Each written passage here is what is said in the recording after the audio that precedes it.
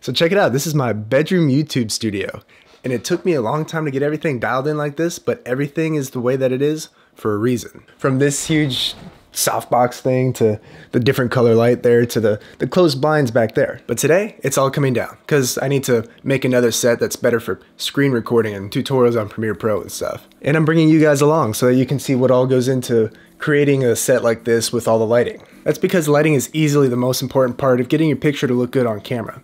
And so much that I'd rather shoot on my iPhone with good lighting instead of a really expensive camera and bad lighting. Alright, let's start with the key light here because that's easily the most important part of the entire thing.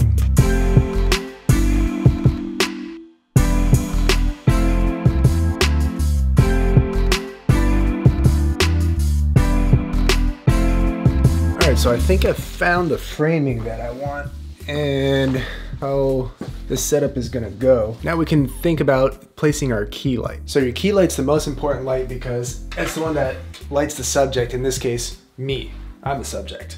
And the thing about your key light is that you want it to be a rather large source of light so that it's soft. Here, let me show you what I mean. Here's how my face looks with some super hard light. You can see that there's no light modifier on here, so it's only coming out of that tiny little light source, and thus making a bunch of ugly shadows all over my face. And here's how I look like with nice soft light on my face. You can see that there's this huge thing called the light modifier that's diffusing the light and making it softer, thus making it look better on my face. To kind of visualize better and explain what's going on here with the light, let's take a closer look at the shadows that this pen casts on this whiteboard here. So right now, since we have the softbox on, you can see that there's light coming from this side and from this side, hitting the pen at the same time. So if you look closely here, you can see that there's only one small point where the shadows are really defined. Everywhere else, the shadows kind of get drowned out from the opposite sides of the light source. That's why having such a large light source with all the light kind of bouncing around in there and going every which way, that's what makes it softer. On the flip side of things, if we look at this light without the big softbox on it, this is only a small light source like I said, and that makes the light super hard. This is because the small light source makes the light move in a more unified direction, and it doesn't allow for the light to wrap around the pen on either side like it would with the soft light.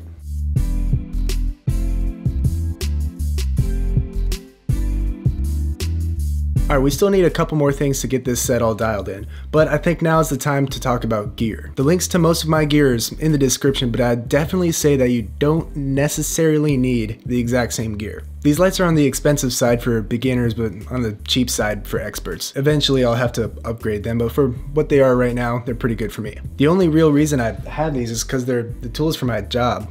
They let me control the environment and get consistently good looking shots for all the client shoots that I do. But if you're just starting out on YouTube, I'd say go for something cheaper. Something like a $100 ring light might be a good option, as long as it's big enough to, you know, be a big source of light to be soft. Or if you really want to go full on DIY, you can make a cake pan light like that dude Daniel Schiffer did in one of his videos. And if you want a really good looking free option, just shoot by one of your windows. And I mean, not like the direct sunlight, but like the little spillage of light on you it's really soft. It's basically your whole window is like a softbox. Natural lighting like this is really good, and I would use it more, but I have the problem with it not being very reliable. I get a bunch of clouds going over and changing the exposure constantly, and I feel like I'm constantly battling with it. That's why I use these for my YouTube videos. They're just so much more consistent, and I just close the blinds so that I don't have to worry about the constant exposure changing. Now I guess I could probably rig up some kind of hair light or something that'll make me pop out of the background a little more. Or I guess a hat light in this case. Here, this is how it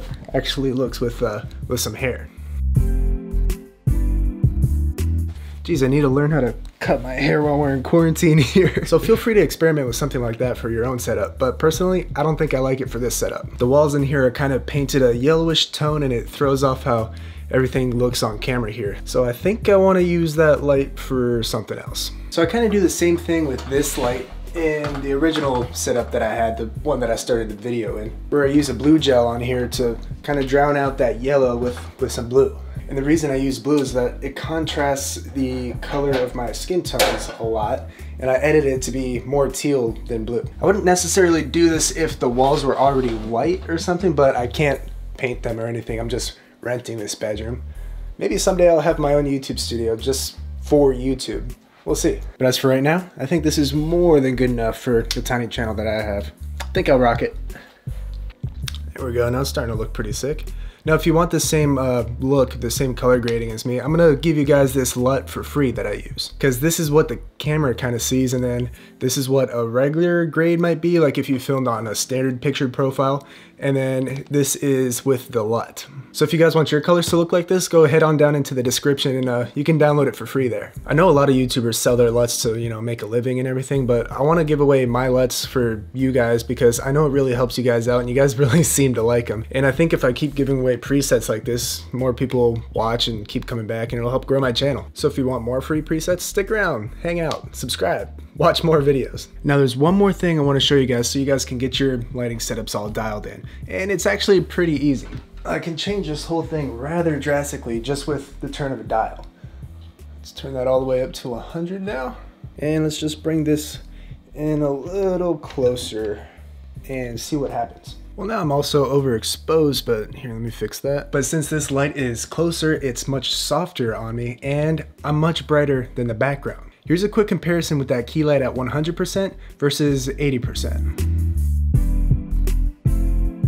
So if you like creating more contrast between you and the background, that's a good look. But if you want to do the opposite now, I'm sure you can guess on what you need to do. Let's turn that down to 50% now and back it up a bit. And now since we turned down our key light and moved it back a little bit, our background is much brighter in comparison. That's because getting your exposure dialed in between your subject and your background is a constant relationship between your key light and your background light. Wow, it looks a lot more blue back there too. And here's a comparison of the sets with all the different key light settings. Notice how as we adjust the key light, it's the background that changes. I think I'm going to keep the key light to about 80% power here. I really like this little bit of contrast between me and the background, with the background being darker and everything. And it allows me to keep my camera at the lowest ISO setting that it'll go, at 100. So it allows me to get the most dynamic range out of my camera. And I can also stay wide open at 2.8. So this is like the best of the best setup for me. And in case you didn't know, I keep that aperture all the way open to get that, you know, blurry background back here. The widest this lens goes is only 2.8, and the wider the aperture is, the shallower the depth of field, so the blurrier the background basically. And to get even more of a blurry background from your setup, you should get a little distance between you and your background. You don't really want to be filming up against a wall or anything, you know, it kind of just looks flat and two-dimensional. Now that I think about it, I think I want to make one more final touch to the background here. Gotta get this in the picture. Urgh. This here is a painting created by an artist in Colorado. He actually makes paintings on snowboards. I thought it was the coolest thing ever. There we go. I think it's a pretty cool way to fill in the frame here on either side. Can't forget the film camera to make it relevant.